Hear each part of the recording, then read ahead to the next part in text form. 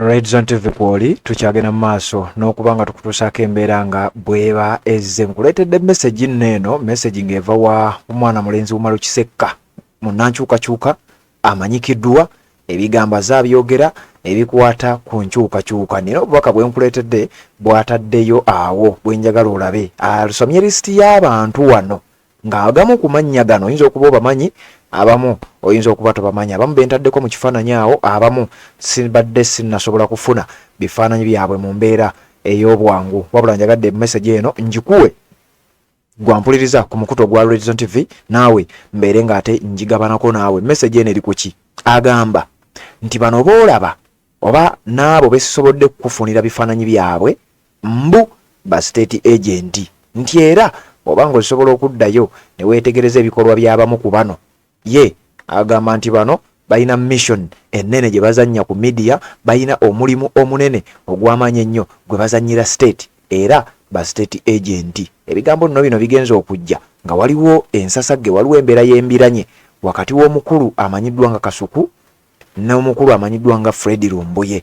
Lumbuye yavuddeyo emabegakaawo era naye n'agamba nti Kasuku ekyamazima state agent, era ebimu ku bikolwa bye, ebimu ku bigambo bye, ebimu ku programu zazaakola ku mukutu gwe ogwa Kasuku live mbu ebimu biba bigenderere nga biri sponsored era nga biri handled by the state. Byabadde bigambo bya Fred Lumbuye, era n'omukulu Kasuku naye nazaayo omuliro ng'agamba nti Lumbuye tugenda kwetwala, era olutalo lunkakasa nga waluwulidde. Kati olwaleero nkuleetedde Umaru Kisekka nga yagamba nti mubeegendereze okusinziira ku ye, nti era bano ba state agent okusinziira ku bigambo byogenda okuwulira ku mukutu guno gwa Red Zone TV. Yonna gy'osinzira okubanga gy'otulabira, ate na subscribe nga kikole, tubeere nga tutambula ffenna nga bulijjo. Kampiseewo akalango kano kamu nzija ate n'ebigambo bya mwana mulenzi Umaru Kisekka, tubeere nga ate tweyongerayo. Assalamu alaikum wa rahmatullahi wa barakatuh. Amanya n'eddoboozi Haji Abdul omusomi w'eddua. Nkola ku nsonga ez'enjawulo, emirimu nga gikutataganyeko, ebyenfuna byo nga bidobonkanye, ne oba oli bweru wa ggwanga emirimu gya kucankalanako. Jangu kusomere ku ddua. Okubeda nedda eddua zaabaawo, eddua zisomibwa, omuntu n'oterezebwa mu mbeera yonna ebadde ekwesibyeko akanyaga. Nina ekyoto kye nsobola okukumira wadde oli bweru wa ggwanga nga toli kumpi wano, n'ofuna omukisa ogwo nawe n'osomerwako ku ddua nga nkuteddeko n'akabaani. Allah ajja kusaasira, ajja kwanukula. Kuba ku namba yange y'essimu 0752 44 71 56 ne ku WhatsApp kwendi mpereza obubaka sobole okuyamba. Assalamu alaikum wa rahmatullahi wa barakatuh. Bannange nkuleetedde abakulu bano nga bw'obalaba omulimu gwabwe gwe bakola gwakulaba nga gwe munnayuganda obuzaabuzibwa, gwakulaba nga munnayuganda totegeera bigenda mu maaso, gwakwataakinga abo abagezaako okukyusa embeera egezaako okunyigiriza eggwanga lyaffe. Era omulimu gw'abano abantu bakolera Museveni lwakuba balina bahandola banjawulo. Abantu bano naawe ow'enkyukakyuka, omuntu asheyalinga waka waabwe obanga ayamba Museveni ng'omanyi obanga tomanyi. Abantu bano saawa yonna tebakusurprisinganga bagenda kulumba president saawa yonna, oba bagenda kulumba enkyukakyuka, oba okuteekawo embeera etakuganya kulaba bigenda mu maaso. Buli wolaba abantu batadde kasasiro mu kiteezi assa abantu bano be bateekawo ebiboozi ebibuzaabuza abantu okubajja ku mulamwa. Abamu beefuula ababiyingiddemu ababyogerako, ne babyogerako nga badayivatinga abantu okubavuga nga babajja ku mulamwa. Bw'olaba bamenya amayumba g'abantu, abantu bano nga bafunayo abawala be bambula nga beefuula nti ze topic ze tulina okwogerako.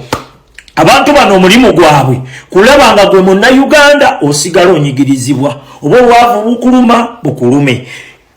Era be bano ntandika bakusomera, ngenda bakusomera mu bibinja, era ngenda sooka nkuleetereko ebibinja ebimu, ebirala nja bikuleetera. Bo bangi tugenze mu maaso. Waliwo Kasuku, omulaba Kasuku, oyo Kasuku state agent awedde emirimu osegedde, era akolagana n'abana abantu wammanga. Waliwo gye bayita Jenkins, oyo omunene alina t-shirt omunene atuuka okunoonya t-shirt n'atambula kilomita 600 okufuna t-shirt emutuuka oyo omunenenene oyo. Ne wabeerawo kino ekivubuka ekitalinamu wadde ka reasoning oba mukitegedde ekinesima ekirina erinnya ly'ekikazi kyekyani, ekyo nkyerabidde. Ne wabeerawo omukulu gwe bayitaani Frank Antambi, ne wabeerawo edisendi akakampi ako bobo kanoonya olina kutunula wansi totunula bwoti ako okategedde. Tugenze maaso ne wabeerawo ekibinja ekirala, ekyo ekibinja kirimu ne Bazubeda, lwakuba Bazubeda ate bo baweereza mayiga ba andola baabwe bamayiga. Osegedde nkugambye bonna balina ba andola banjawulo naye nga bakolera omuntu omwe era bakolera ki Museveni. Okay, tugenze maaso ne tugenda maaso ne NBS. NBS tosuubira yakalungi sawa yonna baba bataakinga Kyagulanyi oba okutaakinga enkyukakyuka. Ne tugenda ku Tamale Mirundi Junior, ne tugenda ku Lili Pazo, ne tugenda n'okuona omuvubuka bamuyita Brunoke. Oyo muvubuka Brunoke ojja labanga waliwo embeera zirina okubeerawo bakuleetere mbusimanyi yayombye n'omukazi yamufunisiza olubuto biki egyo mirimu gya siteeti era abaana abo basasulwa.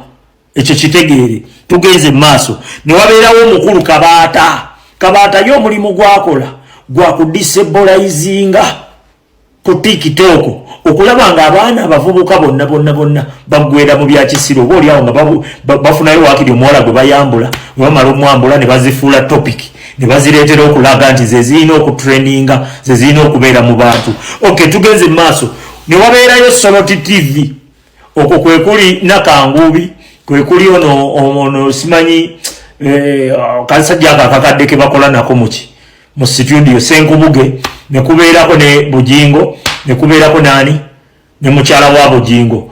Abo omulimu gwabwe gwegwo ne waba yogedde gwe byowulira ng'ebirimu amagezi gwe n'otandika okusheyalinga omuyamba buli wasigalanga w'amaanyi buli wasigalanga ali mu bantu bwakola statement etwatakinga ekozinga ki ekozinga wa ekintu okitegeera abantu bagifuula nsonga twagala babeerenga buli eri bu Godfather bwazikirira eyo buno simanyi Dr. Tiamale waliwo obulalalala bulyawo bungi ebikosi nja bikuleetera bingi naye abantu abo bensomye tebaawukana na muntu akutulugunya wadda kutta okitegedde era bo mulimu gwabwe kukola bakolera oyo oba kumugondezaamu amala okutta bo bakoleki bakavalinga ensonga amala okutulugunya bo bakavalinga ensonga bamala okubba bo bakavalinga ensonga gwe mulimu gwabwe era gwe omwana w'enkyukakyuka akwata vidiyo z'abaana abantu n'otandika ozisharinga naawe tutandika okwebuuza yi ono tategeera takimanyi nti bali ba state agent ne olaba boogeddeyo gwe kyolabanga ekyakusaagirira kyo ebyo byonna babyogera kusigala mu bantu ne bwobalabanga abatuwaana mbw abalinga abawaana enkyukakyuka gwe mulimu gwabwe nkugambye bonna nga bwe mbakusomera bonna ba state agent. Tugenda kudda ne party 2 ne party 3 nze nja kutunuzaayo olabeyo ayina amatu ajja laba ategeera ajja tegeera atabitegeere tajja bitegeera. Tugenze. Assalamu alaikum wa rahmatullahi wa barakatuh. Amanya n'eddoboozi Haji Abudu omusomi w'eddwa. Nkola ku nsonga ez'enjawulo emirimu nga gikutataganyeko ebyenfuna byo nga bidobonkanye ne oba oli bweru wa ggwanga emirimu gya kucankalanako jangu kusomere ku ddwa okuvudda nedda eddwa zaabaawo eddwa zisomibwa omuntu n'oterezebwa mu mbeera yonna ebadde ekwesibyeko akanyaaga. Nina ekyoto kye nsobola okukumira wadde oli bweru wa ggwanga nga toli kumpi wano n'ofuna omukisa ogwo nawe n'osomerwako ku ddwa nga nkuteddeko n'akabaani Allah ajja kusaasira ajja kwanukula. Kuba ku namba yange y'essimu 0752 44 71 56 ne ku WhatsApp kwendi mpereza obubaka sobole okuyamba. Assalamu alaikum wa rahmatullahi wa barakatuh.